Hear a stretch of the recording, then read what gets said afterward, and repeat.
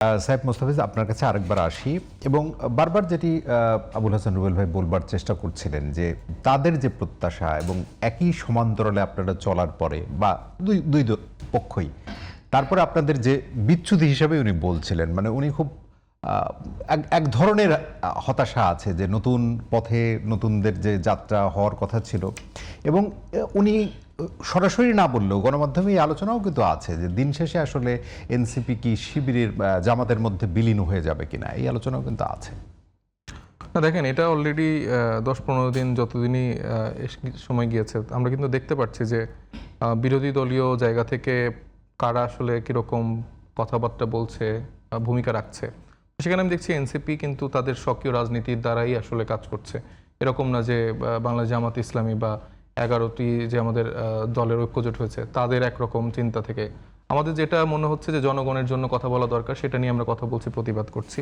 তো এখানে আসলে কোথাও কারো বিলীন হওয়ার সুযোগ নেই।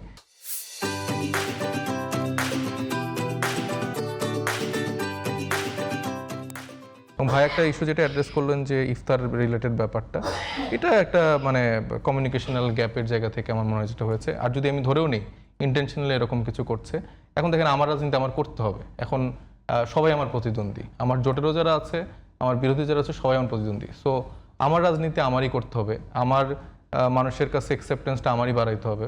মানুষ আমাকে খুঁজে নেবে। আপনি যদি আমাকে হেডলাইনে নাও দেন, দেখবেন কোনো না কোনো মোবাইল জার্নালিস্ট বা মিডিয়া হচ্ছে সেই জায়গা থেকে লাইভ করবে বা সেই ভিডিও নিবে, সেটাই মানুষ দেখবে। তো কেউ কারো জায়গা আসলে ওইভাবে নিতে পারে না, আপনার জায়গাটা আপনার করে নিতে হয়। তো আমরা সেই জায়গাটাতে আমরা দেখছি মানুষের আমাদের প্রতি ভালোবাসা, আকাঙ্ক্ষা এই 1 বছরে আরও বেড়েছে।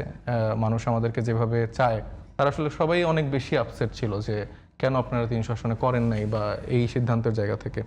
এখন ভাইরা ধরেন অনেক সুন্দর সুন্দর কথা বলে, শুনতে খুব ভালো লাগে, কিন্তু মাঠের যে বাস্তবতা সেখানে আমি মানে এখন তো সাকিব ভাইরা ক্ষমতায় আসছেন, তারা মানে আমাদের যে শহীদ শরীফ ওসমান হাদি আছে তার বিচার নিশ্চয়তার জন্য সাকিব ভাই ক্ষমতায় আসছে, মানে আপনি গণসংহতি আন্দোলনকেও বলছেন। হ্যাঁ, আমি ওনাদের কথাই বলতেছি যে মানে উনি তো সুন্দর সুন্দর কথা বলতেছেন বা আমাদেরকে কিছু গাইডেন্স করতেছেন। তো এই যে আমাদের যে তরুণ একজন নেতা, যে আসলে উনি যে পলিটিক্সটার কথা বলছে, উনি তো ওইটাই করতেছিলেন। কোনো তার ইনস্টিটিউট লাগবে না, কোনো প্রতিষ্ঠান লাগবে না, কোনো ব্যাকআপ লাগবে না রাজনৈতিক দলের, সে তো এককভাবে চালাই যাচ্ছিলেন সাহসিকতা দিয়ে। তো সে তো মারা গেল, ঠিক আছে, আমি এই লড়াইটা করতে চাই, আমি প্রয়োজনে মরেও যেতে চাই, আমার যদি শহীদই মৃত্যু হয় আমি এটার জন্য আমি এটা নিতে চাই, বরণ করতে চাই। কিন্তু মৃত্যুর পরে তার যে একটা বিচার, সে তো এটাও চেয়ে গেছিল যে আমার যদি মৃত্যু হয়, আমি রাষ্ট্রের কাছে এটাই চাওয়া যে আপনারা আমার মানে বিচারটা মানে কইরেন। সেই বিচারটা কি আমরা পাচ্ছি? না ইন্টারিম গভর্নমেন্টের সময় পেলাম, না এই সময় পেলাম। আপনি এই সময় হচ্ছে যে তারেক রহমান এই অমুক জায়গা থেকে তমুক জায়গায় হেঁটে যাচ্ছে, হাত দিয়ে ভাত খাচ্ছে, এটা আপনারা হেডলাইন করতেছেন। মানে প্রত্যাশার যদি আমি ধরেন অনুপাত করি, তাহলে এই যে 1.5 বছরের অন্তর্বর্তীকালীন যে সরকার, সেখানে আপনারা জোরালোভাবে এটি নিয়ে আন্দোলনেও নেমেছেন, রাজপথেও নেমেছেন এবং ওই সরকারের কিন্তু কমিটমেন্টের জায়গা ছিল যে তাদের সময়ে কিন্তু বিচারটা হবে এবং সেই সরকারের সাথে আপনাদের যদি অধিকারের জায়গা বলি, তুলনামূলকভাবে অন্য দলের চেয়ে কম তো নিশ্চয়ই ছিল না, অধিকারের জায়গা মোটামুটি ছিল এই সরকারের তুলনায়। তাহলে সেটা হলো না। না দেখেন, অধিকার এটা আসলে একটা মানে আমি কিন্তু মিডিয়া ফ্রেমিং ধরেন করে ফেলা হয়েছে। এখনো যদি আপনি এই মিডিয়া ফ্রেমিংটা করেন, এখন মিডিয়া ফ্রেমিং তো না, এটা এখন আপনারা মানুষের কাছে এই কথাগুলো বলেছিল, এই কথাগুলো বললে আপনারাই হাসির পাত্র হবেন। কেন হবেন আমি বলি। এই যে ধরেন যে ওই ইন্টারিম গভর্নমেন্টে যারা পার্ট ছিলেন, এই যে ধরেন যে খলিল সাহেব, সে ডিরেক্ট কিভাবে তাদের এত গুরুত্বপূর্ণ মন্ত্রিসভায় পদায়ন হইলেন পররাষ্ট্রমন্ত্রী।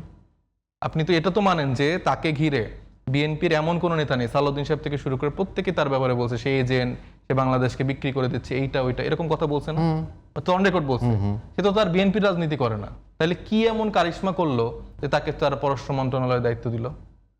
এবং এ কথাও সত্যি যে অন্তর্বর্তীকালীন সরকার প্রধান তিনি বলেছেন যে ছাত্ররাই আমাকে ক্ষমতায় বসিয়েছে। আমি তো বললাম আপনার ওই কথাগুলো, দল গঠনের ক্ষেত্রে আপনার ওই কথাগুলো কোটেশন দিবেন। সাহেব মোস্তাফিজ, আমার নিয়োগকর্তা ছাত্ররা, এই ছাত্র যিনি বা এনসিপি গঠনের ক্ষেত্রে সরকারের একটা আগ্রহ, যদি আপনারা মনে করেন যে আমাকে ক্ষমতা কোলে তুলে দিচ্ছে, এটা তো ভুল। আপনি যখন খলিলুর রহমান সাহেবের কথা বলেন, আপনি মিডিয়া ফ্রেমিংটা তার খালি মুখের কথাটা, কিন্তু ভিতরে যে ইঞ্জিনিয়ার সাহেবরা যে ইঞ্জিনিয়ারিং গুলো করতেছে এবং ইঞ্জিনিয়ারিং করার ফলে যে তাদেরকে প্রায়োরিটি দিয়ে হচ্ছে যে পুরস্কৃত করা হচ্ছে, এইটা কেন সামনে নেন না? এই ডক্টর ইউনূস এই 3-4টা কথা বলছে, ওইটাই বারবার রিপিট করেন, এটা করছে, এটা বলছে, এটা বলছে, এটা মানুষের মধ্যে বারবার বলে বলে কানের মধ্যে ঢুকান। কিন্তু এই যে খলিল সাহেবরা যে পিছনে পিছনে ইঞ্জিনিয়ারিং গুলো করলো, এগুলো তো আর বলা না সাহেব ভাই, আমি এটা কিন্তু অস্বীকার করছি না, কিন্তু আমি বলছি একই সাথে এনসিপি গঠনের ক্ষেত্রে তাইলে তো আমাদের সরকারের যে আন্তরিকতা, আমরা তো 300 আসনে নির্বাচন করতাম, সব সাপোর্ট পাইতাম, টাকা দিত আমাদের ইউনূস সাহেব, আমাদেরকে প্রশাসন সব দিয়ে দিত, তাহলে আমাদের তো এত কষ্টই করতে হতো না, আমরা মানুষের কাছে ক্রাউড মানে ফান্ডিং। এরকম ইয়ে ছিল আপনাদের, মানে যেটি বললেন যে 300 আসনে আমরা, আমাদের তো সব আসনেই তো প্রার্থী আছে, সব আসনেই তো আমাদের না, না, সাংগঠনিক। সরকার টাকা দিত, এটা আপনি কিভাবে বললেন আর কি, আমরা যদি 300 আসনে করতাম আর কি। আপনার যে ভাষ্য যে আমরা হলো মানে ডক্টর ইউনূস সাহেব হচ্ছে যে আমাদেরকে চালায়, না, আমি আমাদের তো এইভাবে প্রশাসনের বলছি না, আমি বলছি অধিকারের জায়গা। প্রশাসনের জায়গা থেকে আপনি হয়তো বা অধিকার টার্মটা ইউজ করতেছেন, কিন্তু আমাদের যারা সহযোদ্ধারা আছেন, আমাদের যারা অন্যান্য রাজনৈতিক দল আছে বা অনেক উপস্থাপকরাও বলেন, আমি কিন্তু এইভাবে বলি না, আমি বলছি অন্যান্য আমি রাজনৈতিক দলের আমি পারসেপশনের জায়গাটা থেকে ক্লিয়ার জি, করতেছি, জি। কারণ আপনি যখন এই কথাটা বলতেছেন সাথে থাকা আরো যে ন্যারেটিভ গুলো আছে সেটাও আমার ডিবাঙ্ক করতে হবে, সেই জায়গা থেকে আমি এই জায়গাটা বললাম।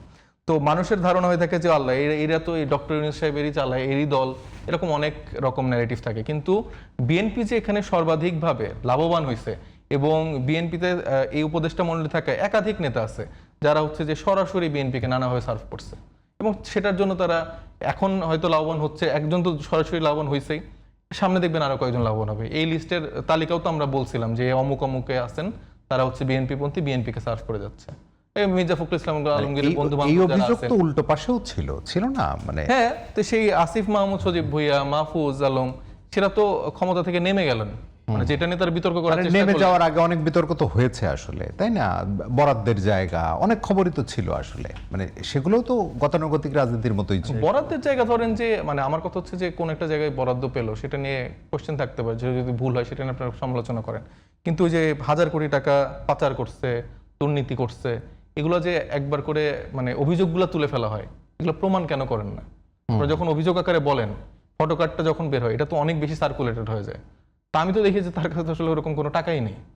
আপনারা যখন বলেন 1000 কোটি টাকা, তাহলে তো আমাকে তো তার 1 কোটি টাকা হলেও দেওয়া উচিত। একটা আমার সহযোগী যদি 1000 কোটি টাকার মালিক হয়ে যায়, দল চালানোর জন্য 1 কোটি টাকা তারা দিবে না? মানে এত তো নিশ্চয়ই বেইমান না। তো আমরা দেখি যে দল চালাইতে আমাদের হিমশিম খেতে হয়।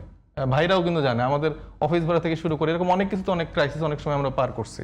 তো দেখেন, এটা রাজনীতির পার্ট, এটা হইতেই পারে, কিন্তু আমার কথা হচ্ছে যে 1.5 বছরে মিডিয়া থেকে শুরু করে আমাদের যারা বড় ভাইরা বা সিনিয়র যারা লিডার আছেন, তারা আমাদেরকে প্রতি পদক্ষেপে অনেক বেশি চ্যালেঞ্জ করার চেষ্টা করছে ভুল ন্যারেটিভ দিয়ে। সত্যি কথাগুলো দিয়ে বললে আমাদেরকে সমালোচনা করতে কিছু ক্ষেত্রে সাহায্য করা উচিত ছিল, কারণ আমাদের জন্য তো একটা সেফ স্পেস তৈরি করে দেওয়াটা তাদেরও দায়িত্ব। আমাদের তরুণদের এই সাহসিকতার জন্যই কিন্তু তারা নতুন করে তাদের যে চিন্তা বা যে আদর্শের জায়গাটা, সেটা কিন্তু প্রতিফলন ঘটানোর একটা সুযোগ